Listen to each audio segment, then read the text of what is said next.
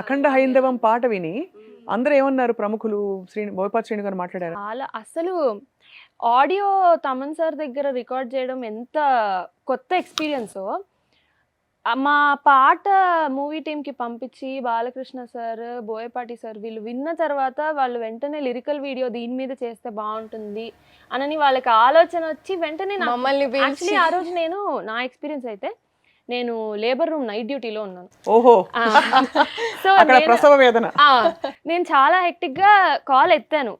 అద్వితీయ కాల్ చేశారు నాకు, ఇలా తమన్ సార్కి ఇలా ఇన్ఫర్మేషన్ వచ్చింది, ఇలా అనుకుంటున్నాము అని చెప్పారు. సో ఫస్ట్ ఆఫ్ ఆల్ నేను షాక్లో ఉన్నాను.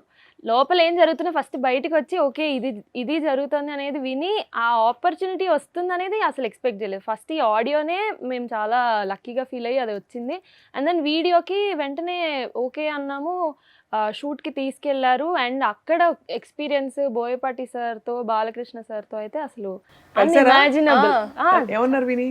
ఆయన కూడా పాడతారు కదా. అవును అవును సార్ చాలా బాగా మాట్లాడారు.